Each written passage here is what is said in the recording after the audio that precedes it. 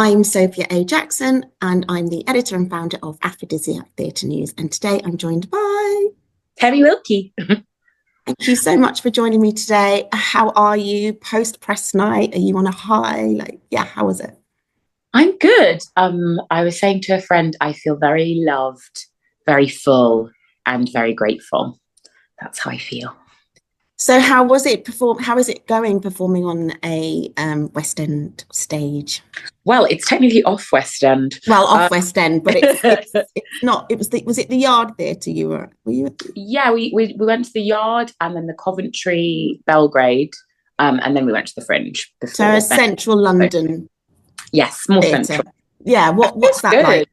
I think it's less about like the sort of specific geographical location and more like now that we've done the show a lot, we know what it is, and so then bringing it back to a London audience. My friend Hema, who also has a show on, starts next week. It's a comedy show, and you can like catch both. Oh yes, yeah, sort of double bill if you're willing to like run up the stairs in Soho. But basically, she said this really great thing. Play, quick plug. It's actually not a play. It's a comedy show. It's called Misfortunate, and it's really funny. But she did her show before, so like after the Fringe, she did a few nights in November, and she said when you bring it back to London, you're sort of giving it to who it was intended for. Because in Edinburgh, the audiences tend to be like a lot older, tend to be a lot whiter because of like. Especially because Edinburgh's got so much more expensive over the years. So it's just inaccessible for like POCs and for, younger people. And so then when you bring the show to London, it's like, oh, I thought the show was pretty good. But then when you bring it to who it's meant for, you're like, oh, you guys really get it. So that's really how I felt the last couple of nights doing the show. So is that the main difference then? Is that the audience has changed and it's more for the people that you intended it for? Yeah, but we've also changed the show. I think that's maybe what I want to do forever with anything I work on is like the next time you get to do it, the next bite of the cherry, you can keep refining it and keep tinkering. So yeah, it's been really nice. Like I've got friends who've seen the show from its like very first kind of iteration when I just did a sort of very scratch rough version of it in like January last year to night, and so people had seen it like 4 or 5 times and they were like, oh, and this had changed, and they can really feel those differences and those upgrades that we keep trying to make. But shout out to those friends that have been with you on the journey throughout. That's fantastic. Right, let's go back to the beginning. So in your own words, what is Main Character Energy about in a nutshell? Main Character Energy is about a beautiful black actress who decides to put on who could that be? It's about her putting on a one-woman show to showcase herself and the talent that has sort of been routinely denied, that no one's really noticed because of certain things in our society. So it's a one-woman show it's autobiographical. So did you have any apprehension? Semi-autobiographical. Did you have any apprehension? Like, how did you decide what to keep in and what to make fictional, and what you were like, I'm absolutely not talking about that. That's too private. Like, how did you make that decision? It was quite tricky. I think working with a drama therapist is essential. I think if you're working from the material of your own life, and we worked with Rabria King, who is just incredible. And it was so good because it wasn't just about like protecting me and keeping me safe, which I think is an important part of the work and like what drama therapists do, I think, more typically for performers. But as a writer, it also helped me to delineate how much I wanted to expose of myself and my life. And also my director, who's also my dramaturg, Juven Larson, I think we spent a lot of time. I've known him for a decade, so like we're really good friends. So I think he was able to be like, do you need to say that? Do you want to say that? And I think also leaning into the comedy, it's about what part of my life would serve the show and what embellishments or changes or differences would serve the show, but also what's funnier. So sometimes there'll be something that's like a nugget of truth, but I will have exaggerated it a great deal so that like the feeling is real, like the feeling that I had might have been real, but actually the details aren't. With it being semi-autobiographical, does that mean you're exposing yourself to more criticism, like, and that you would take that criticism more personally than if you were acting in a show that you hadn't written, for example? Maybe, but I think everything you write is personal. Everything you write has a nugget, probably more. Like there's like thinking about like the first play I wrote, which was much less actually autobiographical. But there was, it still came from a very truthful place. There were still things I was grappling with in my life that led me to write the play. So I actually don't think that it makes that much of a difference to me. I think it's more because I'm performing it as well. Maybe if like I had given it to another actor, maybe it would be different, but I generally try not to read reviews regardless until after the show. And then after the show, I read them once I've had a bit of emotional distance. I read them, and well, what I did this time was I read them, highlighted like things that I agreed with or things, and we actually talked about them, which was cool. When we started this process and refining things, we kind of said, okay, this person didn't get that, and like I would be quite defensive, be like, well, they just don't get it. But actually then there were moments where it's like, okay, actually that is more of a performing note than a writing note. And yeah, it's kind of sometimes nice to be let them be instructive, even if you don't agree with them or you're defensive. I think if you can discuss them with your team, you can figure out like ways to make what you're trying to do clearer.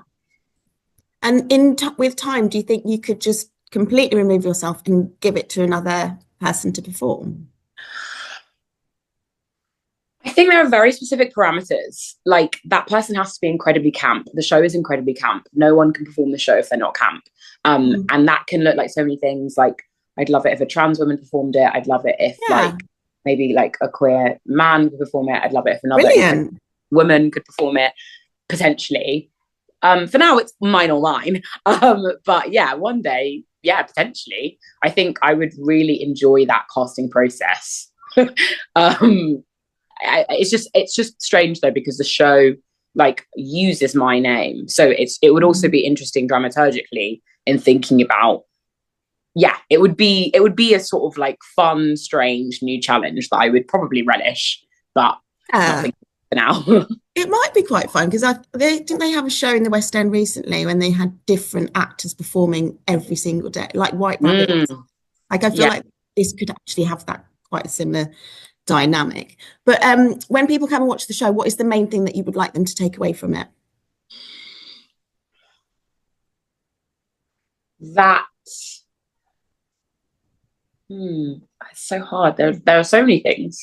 I think there's something about the unique spark of who each individual is, and I think that like in this society, especially if you're marginalized in any of the various ways that one can be marginalized, people really dim your light.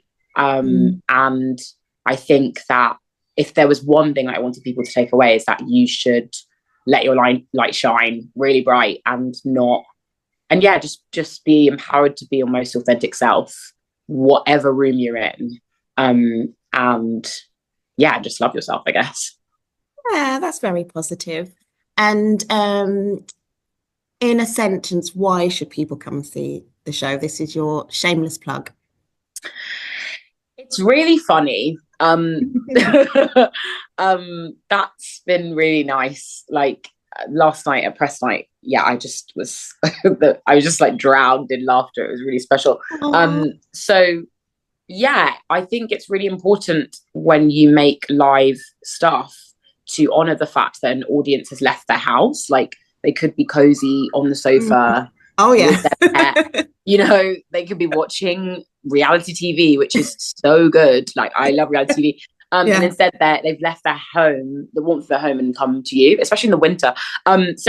Like I think it's also like really funny and a good night out, as well as like saying vulnerable and poignant things. They're sort of just stuffed in there, like on the sides. And it's only 60 minutes, is that right? Yeah, I think Which is amazing. I love the 60-minute theatre. That's Yeah. fantastic. Yeah. I think that's what was kind of good about Edinburgh. It's like that's kind of what most shows are. And so like if you're gonna do more than that, you really have to earn it. And yeah, we didn't really feel a need to add anymore. Or we sort of added bits here and there, but nothing that like sort of added a lot to the time. Thank you. And I know you've got a Blackout performance coming up next week. Yes. Why was that important for you to program that in?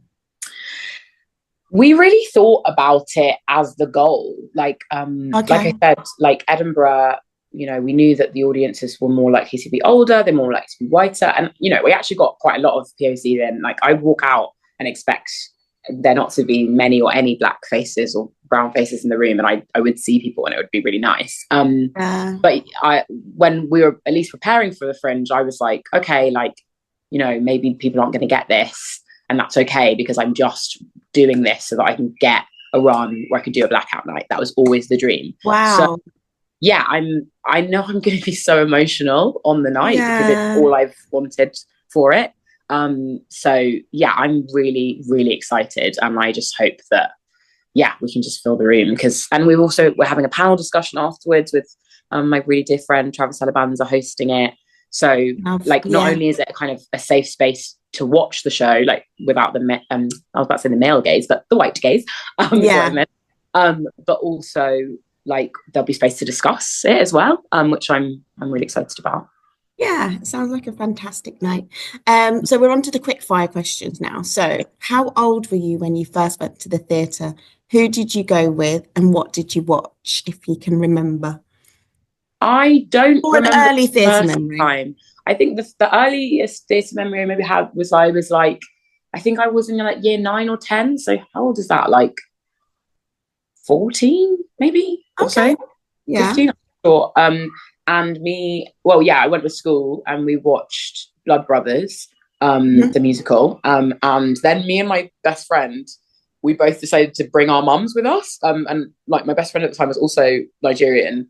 And like, I feel like we took our mums and they just didn't get why we brought them. They were like, what? But we were obsessed. We were like, this is the best.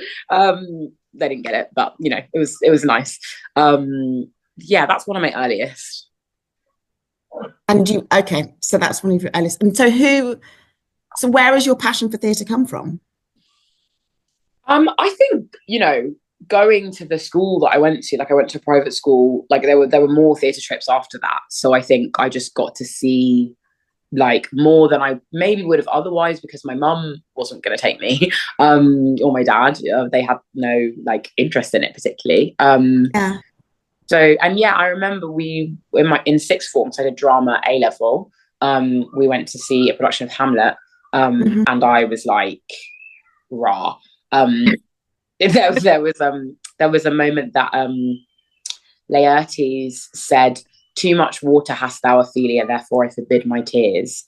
And I just got so emotional because it's like she's like, Ophelia's literally drowned, and you're saying, I'm not going to cry because she's had too much water. I was like, that's sick. But also like the poetry of the like language, but then with the like amazing way that the performer, like just the truth of it, I just was like so moved. And so I was like, that's when I decided I want to be an actor. But then I don't know when writing came. Years later, yeah. Thank you. And next to my quick fire is... That was not quick, I'm sorry. No, it's fine. Who has had the biggest impact on your career that you would like to thank right now? Travis Alabanza. Travis Alabanza. Why is that? They're just an amazing friend. I think that they're someone who inspires me. Their work is so like intelligent, but like really puts the audience first. And they've like supported me so much with this show, with like all my writing. We like share our writing with each other and talk about it. They're just somebody who makes me better. And they're a really good friend and person. So easy. Very beautiful. Thank you. I think that's it for my quick fire. I've just done it all off memory. Wow. Oh yes, finally. What's next for you? Ooh. What is next? I don't know. I can't really see past my nose, to be honest. I need to go on holiday. I haven't left this country for a year. I love that for you. Yeah, I really need to go on holiday. And there's a bunch of stuff that I want to do, like with stage, with screen, but also like community stuff.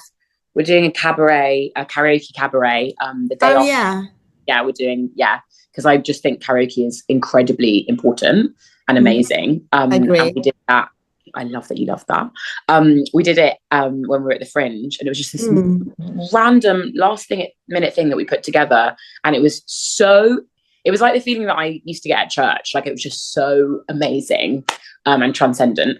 So I want to find more ways of doing events like that outside of the show. There's a karaoke night within the show, though, isn't there? Are you doing? So it's a post-show karaoke, basically. So when's that? That is Wednesday, the 5th of March. So the 4th of March is Blackout Night, and the 5th of March is the karaoke night. So come on, people, let's pack out Soho Theatre. Come through. Where does your love of hot pink come from? Because it's also my favourite colour, but I'm not. Oh my God, obsessed. I'm wearing any hot pink today, but I do love it. I don't know. I think it's just like girly pop, and I think I've always loved it, but then you go through that phase where you're like sort of having internalized misogyny from somewhere, and you're like, I don't like pink. And I think that this show is all about my inner child, and so the return to pink and embracing that like love for hyperfemininity is just deeply rooted. Yeah, thank you, love it. Enjoy the rest of your day. Thank you so much. It was so good to meet you.